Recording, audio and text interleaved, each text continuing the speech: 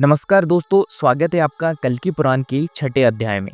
कल्कि पुराण में भगवान विष्णु के अंतिम और सबसे महत्वपूर्ण अवतार भगवान कल्कि की कथा का वर्णन है।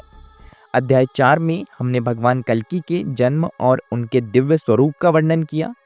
अध्याय 5 में उनकी शिक्षा, शस्त्र विद्या और उनकी पहली विजय राक्षस कुंभोद का वध का वर्णन किया गया। अब अध्याय 6 में भगवान कल्कि की आधिकारिक यात्रा की शुरुआत होती है, जिसमें वे अपने गुरु महर्षि परशुराम के आदेश पर सन्यासियों, ब्राह्मणों और संतों से आशीर्वाद लेने निकलते हैं और धर्म की पुनर्स्थापना की तैयारी करते हैं। भगवान कल्कि की तीर्थ यात्रा का आरंभ।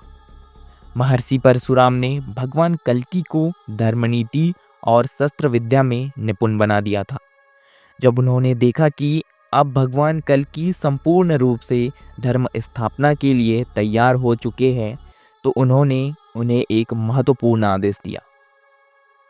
महर्षि परशुराम का उपदेश। हे कल्कि, अब समय आ गया है कि तुम सन्यासियों और ब्राह्मणों का आशीर्वाद प्राप्त करो।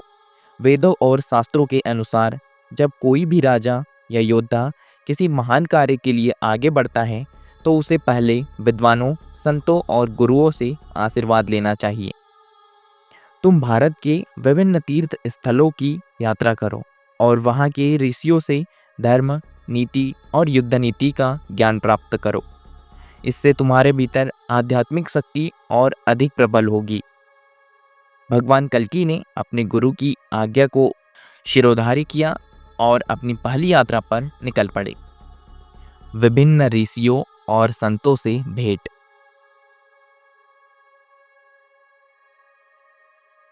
सबसे पहले काशी के ब्राह्मणों से भेंट।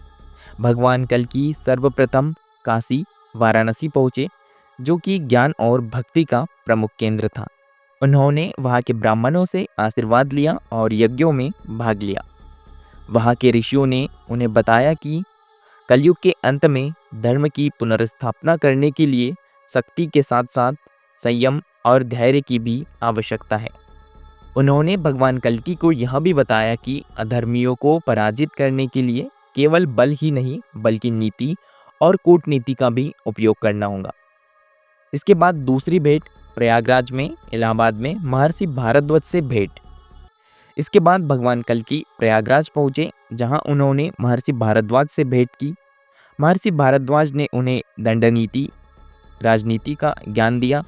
उन्होंने बताया कि एक सच्चे राजा को युद्ध में केवल शस्त्रों से नहीं, बल्कि नीति और समझदारी से भी विजय प्राप्त करनी होगी। उन्होंने कहा, हे कल्कि, तुम केवल एक योद्धा नहीं, बल्कि संपूर्ण विश्व के धर्म संस्थापक हो। इसीलिए तुम्हें दुष्टों का नाश करने से पहले यह समझना होगा कि कौन तुम्हारा शत्रु है और कौन तुम्हारा मित्र है। इसके बाद तीसरी भेंट हिमालय में भगवान शिव की तपस्या। इसके बाद भगवान कल्कि हिमालय पर्वत की ओर गए, जहां उन्होंने भगवान शिव की घोर तपस्या की। भगवान शिव उनके तप से प्रसन्न हुए और उन्हें शिवास्त्र प्रदान किया। उन्होंने कहा, हे कल्कि, जब तुम दुष्टों के विनाश के लिए युद्ध क्षेत्र में जाओगे, तब यह शिवास्त्र तुम्हारी रक्षा करेगा। भगवान शिव ने उन्हें यह भी आशीर्वाद दिया कि जब वे अधर्मियों का संहार करेंगे, तब स्वयं नंदी, शिव का वाहन, उनका मार्गदर्शन करेंगे। इसके बाद अगली भेंट महर्षि अगस्त्य से भेंट। भगवान कल्कि फिर दक्षिण भारत के जंगलों में महर्षि अगस्त्य से भेंट करने पहुंचे। महर्षि अगस्त्य ने उन्हें जल, वायु और पृथ्वी के तत्वों की शक्ति का ज्ञान दिया। उन्होंने कहा, हे कल्कि, जब भीषण युद्ध होगा, तब इन प्राकृतिक शक्तियों को अपने पक्ष में करना सीखो। उन्होंने भगवान कल्कि को अग्निबाण प्रदान किया, जो शत्रु को भस्म करने की शक्ति रखता था। भगवान कल्कि का संकल्प और धर्म यात्रा का समापन। भगवान कल्कि ने जब सभी ऋषियों और संतों से आशीर्वाद प्राप्त कर लिया, तब वे वापस संभल लौट आए। महर्षि परशुराम की परीक्षा। भगवान कल्कि जब लौटे, तो महर्षि परशुराम ने उनकी परीक्षा ली। उन्होंने भगवान कल्कि से पूछा, हे वत्स, तुमने इस यात्रा से क्या सीखा?